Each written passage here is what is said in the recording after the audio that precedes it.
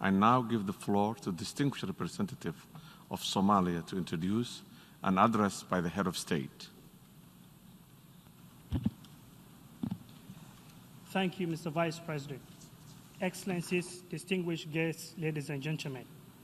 On the 75th session of the United Nations General Assembly, I have the great honor and privilege to introduce the pre-recorded statement by my President, His Excellency Mohammed Abdullahi Mohamed Farmaajo, the President of the Federal Republic of Somalia. Thank you. Honorable President of the Assembly, Excellencies, distinguished guests, ladies and gentlemen. It's a great honor and privilege to address you all on the occasion of the 75th anniversary of the United Nations. On this special 75th anniversary of our multilateral global union for peace, progress and prosperity, it's fundamental to recommit ourselves to the UN Charter and its broad-based consensus on effective cooperation for common sustainable international development. Consensus, cooperation, and targeted common action have never been more important than at this time where the world is challenged politically, socially, and economically by the COVID-19 health pandemic. In assessing the way forward to achieving the agreed Sustainable Development Goals by 2030 in the midst of the global COVID-19 pandemic, we must also re-examine the future we all want and the United Nations we need to attain it. COVID-19 has been a devastating lesson and the loudest possible wake-up call in the need for global cooperation, effective partnership, and the firm commitment to multilateralism to confront it together. COVID-19 recognizes no borders, nationality, gender, or economic status of nations or individuals. We are all equally victims. Therefore, a unifying solution must be found to protect every human being from it. In Somalia, our government and people have worked closely together to mitigate the worst effects of the COVID-19 pandemic. Like most governments across the world, we prioritize the health of our citizens and did as much as possible to save lives. Through direct medical provision and consistent, updated and effective public health information, our government did its utmost to keep our population as safe as possible. COVID-19 cases, which were rising quickly at the early stage of pandemic, have fallen steadily as a result of our government's swift actions. Again, this successful response would not have been possible without the effective partnership between our government, citizens, and international partners. I wanted to pay special tribute to all of our courageous and dutiful health personnel who risked their lives to save others. I also recognize the patience and contribution of the Somali private sectors, which worked with the government to keep the economy functioning and providing vital services to the Somali people at the most critical hour of need. Yet, the success of our common efforts in Somalia does not mean that we are unscattered. According to official statistics, over 3,000 Somalis were infected by the virus and around 100 tragically lost their lives as a result. Many more who were diagnosed had to live with the pain and the suffering of COVID-19, and others still remain vulnerable given the weakness of Somalia's overstretched health system and infrastructure. Given the grave health challenges posed to the world, in particular the most vulnerable nations like Somalia, I feel confident that with a greater public health collaboration, information sharing, and equitable distribution of the potential COVID-19 health treatments currently in development, we can permanently reverse the deadly impact of the virus for every human being on the planet. This is the only way we can secure our common future, and therefore it's must that we as a community of nations reaffirm our collective commitment to multilateralism and confront COVID-19 through effective and coordinated multilateral action. Excellencies, distinguished guests, ladies and gentlemen, across the world, economies of all sizes have been severely impacted by COVID-19, with the most vulnerable affected the most. In Somalia, like everywhere else in the world, we are challenged by a painful contraction of the economy, job losses, and the need to continue investing in our essential basic public services to protect our citizens from the deadly virus. You can all appreciate this is a huge task for a recovering post-conflict state like Somalia, but our government has and will remain steadfast in rising and responding to the diverse challenges that lay ahead. Our government's economic policy response to COVID-19 has once again been to put our people first, with tax relief for most key staple food items. Now, hoping that the worst is behind us, we are cautiously starting to open up our economy to ensure the normal life can resume for our people.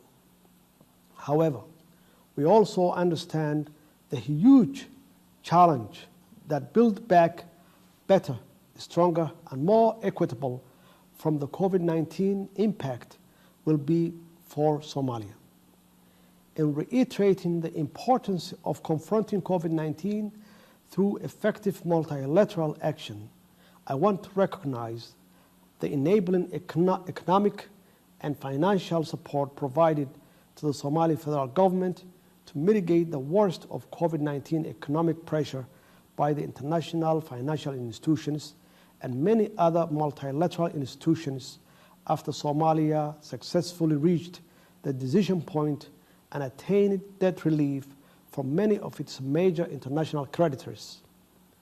As we progress towards achieving debt cancellation through our enabling economic reforms, we remain cognizant that Somalia's economic future and the prosperity of its people are closely interlinked with that of the rest of the world. In this regard, the future we want in Somalia is one which promotes greater partnership for international trade, enhancing foreign direct investment in key productive sector which has the potential to feed the world, and the development of human capital to create future opportunities for us all. The United Nations we need is an inclusive global multilateral platform for propelling not just the ideas and aspirations of change, but their realization as well. COVID-19 has economically challenged us, and if the sustainable development goals are to ever be realized, the world must recover better for all and together. Excellencies, distinguished guests, ladies and gentlemen, global crises like the COVID-19 pandemic provide both an opportunity for renewal and a challenge to overcome. We have seen the devastating health and economic impact of the virus, and we are all feeling and living with a painful result. No nation, no matter how well resourced, is immune. Yet, despite our common suffering and pain, I'm fearful that COVID-19 has and will continue to exacerbate the already existing gulf between the developed and developing and fragile states that make up the UN family. This is something that must be avoided at all costs as tackling today's major global challenges, including insecurity, climate change, poverty, and the increasing inequality, which is the driver of much division and discontent across the world, depend on effective cooperation and multilateral actions which bring the sustainable development goals to fruition. Somalia is working through and with the UN to create a better future for Somalia and the world. We are taking the lead in delivering development to our people and working with our valuable international partners to ensure we rebuild a domestic, inclusive, democratic, inclusive, and economically prosperous Somalia. Despite the challenge of COVID-19, we are still working hard to undertake inclusive national elections where the Somali people can determine their future.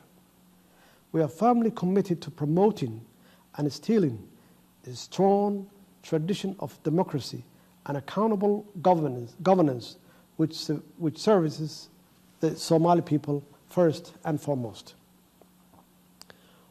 We are also successfully defeating the menace of global terrorism with the effort of our brave armed forces in collaboration with AMISOM and other international partners to make the world a safer place. I'm confident with our government's efforts and continued support of our important international partners. Somalia will not only confront COVID-19, but it will contribute positively to the multilateral effort required to make the world a better, more resilient, and equal place for all. Looking forward, it's fundamental that we fully realize the sustainable development goals for each and every citizen of this world. We cannot afford to leave anyone behind. This means that the United Nations will also have to improve further, innovate faster, and deliver better for the most fragile nations and vulnerable communities.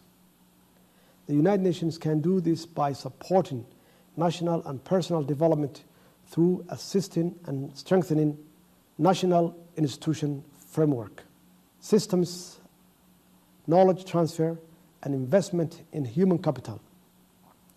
These are real long-term investment that will actually contribute to prosperity, alleviation, and creation of opportunity for all. In conclusion, the United Nations and the family of nations, which comprises its membership, must work together through renewed partnership to confront COVID-19. We must also continue to engage each other positively to create the inclusive and prosperous future we want with and through the United Nations we need. In this regard, we in Somalia reaffirm our commitment to multilateralism to overcome all common obstacles and to capitalize on every opportunity to create a better, safer, and equal world. I thank you.